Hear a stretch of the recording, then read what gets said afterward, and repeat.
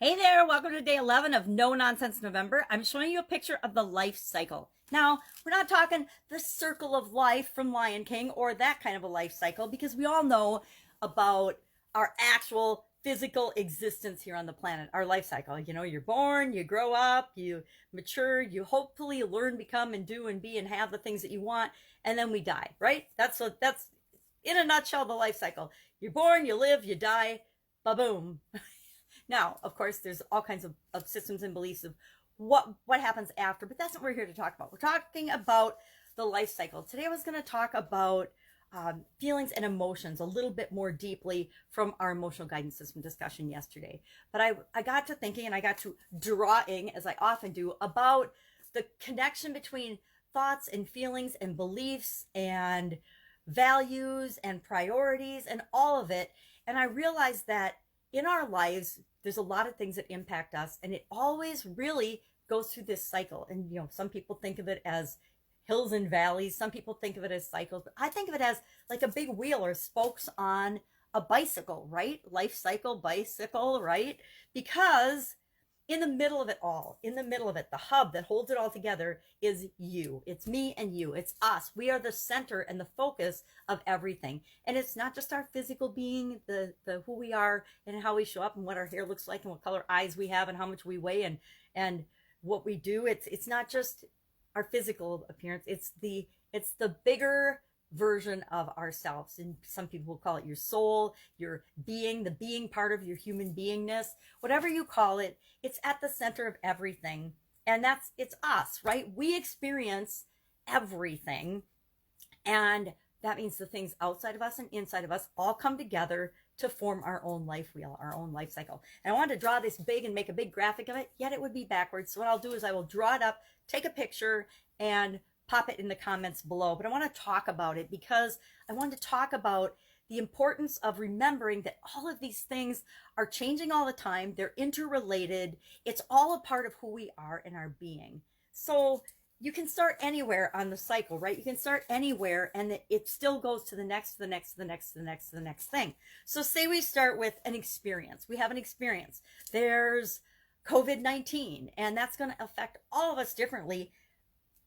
And the experience we're going to actually have is going to be different for each of us based on all of the other things on this wheel, all of the other things on this life cycle. So the first thing happens, there's an experience, there's an event, and our senses, our sight, sound, smell, taste, hearing, our intuition, that sixth sense, all starts to collect data, right? All of it starts to come together and we collect data and we start to feel things, right? We see things and we start to feel things, literally feel them.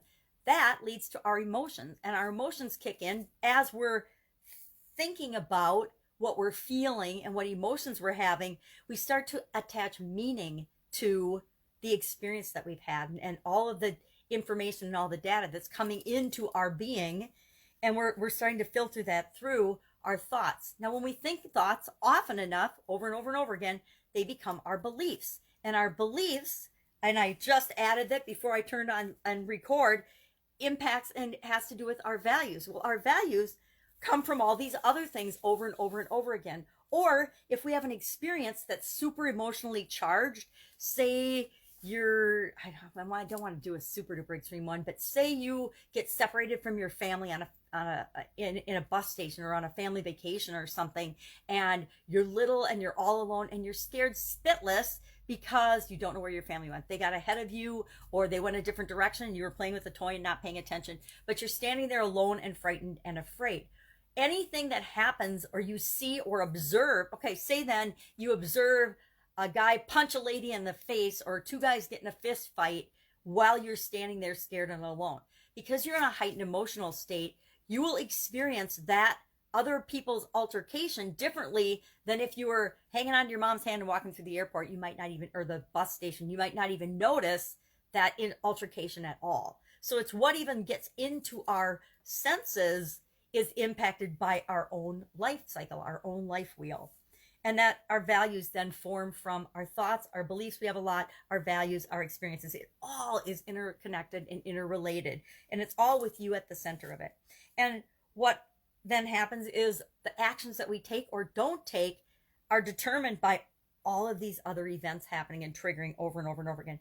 And the actions that we take, of course, lead to the results that we get. The results that we get lead to more and more experiences. And it goes around and around and around, most of it silently and on autopilot, with absolutely everything every day of our lives and every experience that we have throughout the days of our lives, right? So millions of times a day we go through this cycle of or wheel of experience, because something happens, we respond. Something happens, we respond. But in between the event that happens and our response to it, all these other things come into play, all of them. And we jump across the wheel. Why I drew little spokes on it with you in the middle is because we can go from thing to thing to thing at any given time.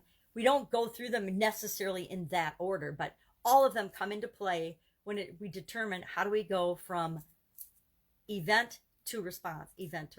So I don't know if I'm explaining that well. I just think it's interesting that sometimes when we break things down, we have aha moments or epiphanies where we say, okay, I'm looking at a situation I was just involved in, and I realized that I went from somebody said something, and I immediately got triggered. I skipped because I went so fast through emotions, feelings, senses, and everything. I misinterpreted what and how they said it, their tone of voice or something, or the look on their face. Maybe they had just eaten mustard or something, and they hate mustard, and so they said something, and the look on their face and their body language, my senses decided that what they said was an insult and really mean and rude and disrespectful.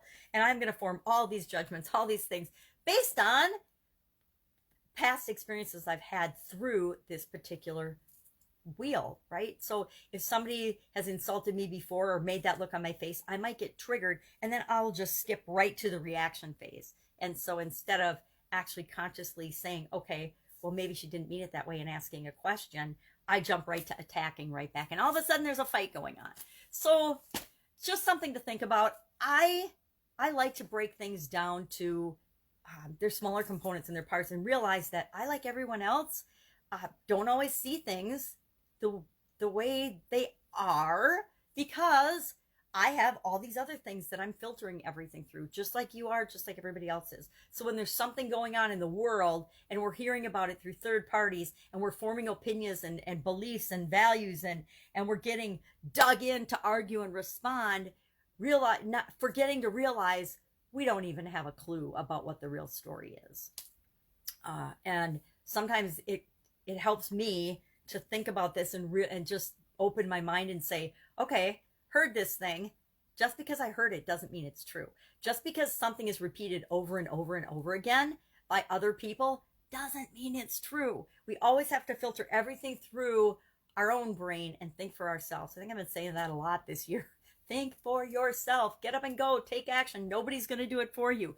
I feel like a broken record sometimes, but it's so true. If we don't step back and understand how we're being impacted by the world around us, both in positive ways and negative ways, it can, kick us around in ways that we don't want it to. We can find ourselves on the wrong side of the fence and a lot of issues that don't match our core values, because we've been brainwashed and convinced and manipulated into believing and thinking and feeling certain things that are all based on something somebody else made up. And that's really scary to me. So today, try out the life cycle. I'd say think of one experience, one dilemma, one situation that you find yourself in that you're thinking a lot about or something, and look at it and break it down by what was the exact event, what was the event, the experience, the thing that happened, and then what did I sense about that? What did I hear? What did I see? What did I feel? What did I taste? What did I touch? And maybe sometimes it's not appropriate. If you hear something on the news,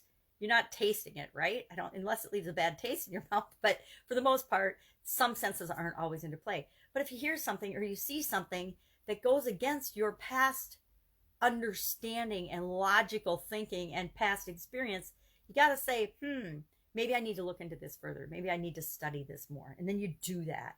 But run an experience through this. It can be a big experience. It can be a small experience. Run it through this wheel and see what you learn about yourself. That's what I'm saying, is use yourself as your own science experiment.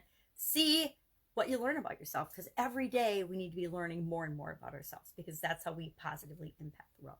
So go out, have an awesome day. I'll be with you tomorrow with another fun, no nonsense November tool of the day.